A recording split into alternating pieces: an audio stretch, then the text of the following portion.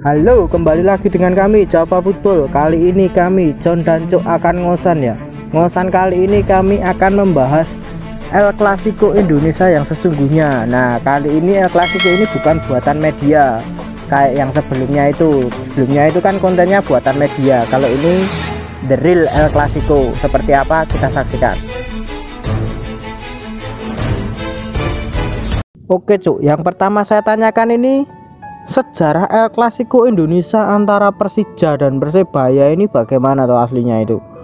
Kan ini mesti dulunya juga rival sejati.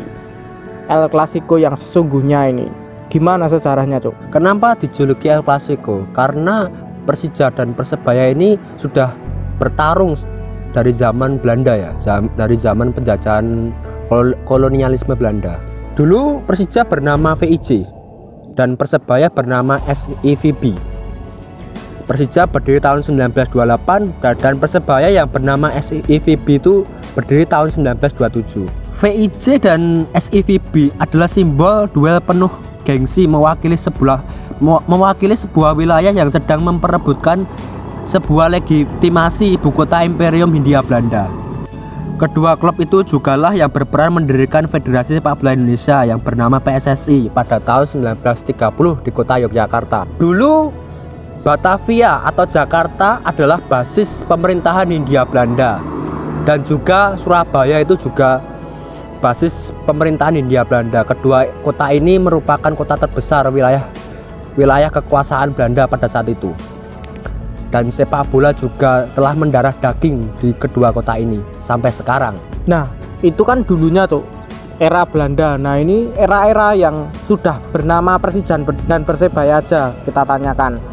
Ini dulunya gimana Cuk? Apakah pertandingan ini juga panas atau pertandingan biasa saja atau gimana Cuk dulunya? Kenapa dijuluki El Clasico? Karena kedua tim ini dahulu zaman perserikatan sering bertemu di final. Partai sangat bergengsi, duel maut, sering berjumpa memperebutkan gelar juara Liga Indonesia. Kalau dari segi gelar Cuk, Persebaya dan Persija pernah berapa kali juara Cuk? Persija dan Persebaya sering bertemu di final. Ketika perebutan gelar juara itu Persebaya lebih unggul. Gelar juaranya tahun berapa saja Cuk? Tolong sebutkan. 3 kali final perserikatan. Yang pertama tahun 1950. Saat itu juaranya Persebaya. Pada tahun 1977 juaranya Persija. Tahun 1988 juaranya Persebaya. Dan pada era Liga Indonesia tahun 2004 juaranya Persebaya. Berarti Persebaya ini lebih unggul ya Cuk ya, dari segi sejarahnya dulu. Apa dari segi pertandingan di final dan bertemunya di final ini Persebaya lebih unggul daripada Persija. Tapi kalau trofi Persija emang lebih unggul daripada Persebaya. Persija itu 11 kali juara. Yang kedua pertanyaan saya itu, profesional kedua klub ini bagaimana Cuk? Tolong sebutkan sedikit aja. Sebenarnya profesional kedua tim ini udah kita sebutin berkali-kali, tapi tolong singkat aja. Persija pada era tahun 2018, tahun 2019 di era manajemen yang sekarang itu luar biasa menurut saya. Pengembangan tim, development tim itu sangat luar biasa. Bahkan tahun 2020 kalau nggak ada corona ya, itu dijuluki the dream team. Banyak pemain bintang yang dihadirkan oleh Persija. Kalau dari Persebaya saat dikelola manajemen yang baru juga Pak Azrul Ananda, peningkatannya sangat luar biasa, profesionalitasnya sangat luar biasa, pengembangan tim, bahkan pembinaan usia muda dan pembangunan store di berbagai kota di area Surabaya Raya, merchandise, bahkan kafe, bahkan tempat komersial untuk Persebaya itu sudah dilakukan oleh Azrul Ananda. Oke, itu sedikit profesional dari kedua tim ini ya. Kalau dari yang ketiga ini pertanyaan saya malah lebih ke supporter Cuk. Bonek dulu dan bonek sekarang, The Jackmania yang dulu, Jackmania yang sekarang ini gimana Cuk? Menurut pandanganmu aja. Apa perkembangannya ini bagaimana? Ataukah ada perubahan atau cuman gitu-gitu aja atau gimana?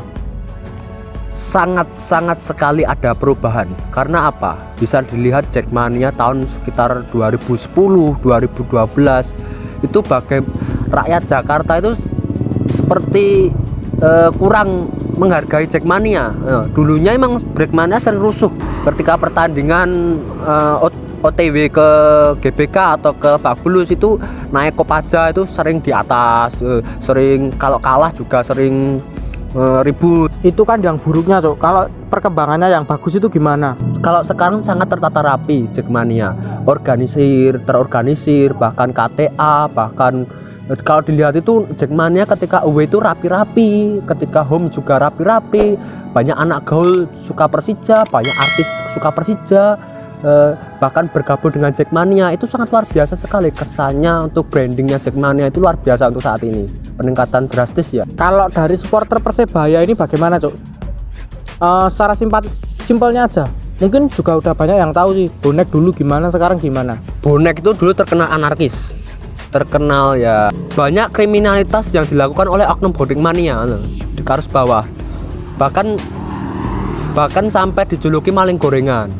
Itu sadis sekali menurut saya, mungkin sangat parah sekali dulunya. Tapi sekarang bonek menjadi luar biasa, bahkan bonek mania sekarang itu secara kualitas, secara tampilan itu luar biasa sekali. Bahkan bersepatu, gerakan bersepatu, bahkan Mercedes Ori ya loh. Mercedes Ori, terus bahkan ketika membuat koreo saja sampai diakui oleh dunia. Ultrasport sering beberapa kali merepost koreo bonek mania, bahkan terkenal di dunia kreativitasnya, luar biasa sekali. Berarti kedua-duanya ini kesimpulannya banyak peningkatan itu ya, baik Jackmania ataupun bonek mania. Pertanyaan yang keempat, bonek mania dan Jackmania ini sempat pernah mau didamaikan, Cuk.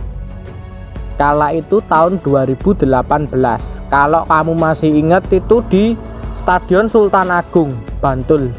Ini bagaimana, Cuk, pendapatmu? Kalau sebelum kejadian Bantul itu Jackmania dan bonek itu sering deklarasi damai. Bahkan ketika Jackmania away Madura itu bonek menyambut dengan hangat. Ketika revolusi Persebaya, bahkan Jackmania pun datang langsung ke kerumunan bonek mendukung Persebaya agar diakui PSSI. Dulu kan di Stadion Sultan Agung ini bentrok, Cuk, beritanya, Cuk. Bahkan banyak yang mengalami luka-luka. Kok bisa bertemu ini, kok bisa bentrok ini, bagaimana? Dulu saat pertandingan Persija lawan Persebaya di Bantul itu sebenarnya dari pihak Jackmania itu mengundang bonek itu hanya berapa ya, 500 orang. Tapi pada hari H, pada saat hari H itu yang datang itu jauh banget di luar kuota. Bonek datang itu ribuan. Oh, jadi kondisi itu kalau itu kurang kekontrol ya, Cuk, ya. Jadi kurang koordinasi dari supporter, miskomunikasi, jadi malah akhirnya menjadikan permusuhan kembali, bentrok kembali antara kedua supporter ini. Nah, pertanyaan saya selanjutnya ini malah lebih ke seharusnya ini bagaimana, Cuk, kedua supporter ini? Kak ingin berdamai itu, saranmu itu bagaimana jika Jackmania dan bonek ini bisa berdamai? Tragedi Bantul itu sebuah kesalahan. Seharusnya kalau ingin damai itu bermain di Jakarta atau di Surabaya, jangan di tempat netral. Nah, itu berpotensi menimbulkan miskomunikasi, apalagi yang datang itu tidak terkontrol. Bonek kan tidak hanya di Surabaya, banyak sekali di Jawa Timur, banyak sekali di area luar Surabaya yang menjadi bonek. Di Jackmania juga tidak hanya di Jakarta, tapi banyak di mana-mana Jackmania. Nah, itu yang membuat tidak terkontrolnya situasi pada saat itu.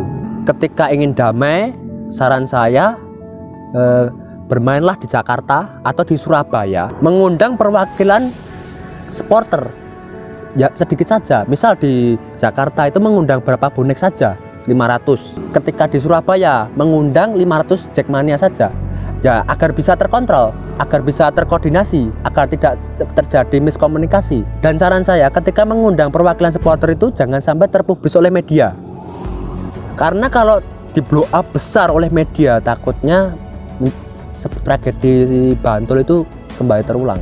Oh, jadi intinya malah di media ya, jika tidak di blow up terlalu besar oleh media. Apalagi kalau yang baik itu ya jangan sampai ketahuan oleh media jika ingin berdamai kedua supporter ini.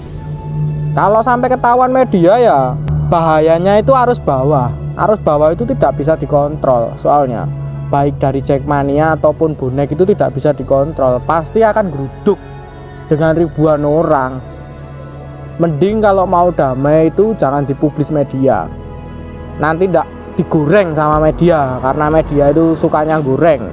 Nah itu, ini pertanyaan terakhir Cuk, saran-saran aja untuk kedua supporter atau untuk seluruh supporter Indonesia ini bagaimana? Berdamailah supporter Indonesia, sepak bola itu hanyalah hiburan, bukan permusuhan. Nah, berkali-kali juga saya sudah ngomong, jangan sampai ada korban nyawa dari sepak bola, karena sepak bola itu cuma hiburan. Nah, seperti itu dulu bacotan kami. Jangan lupa like, comment, and subscribe.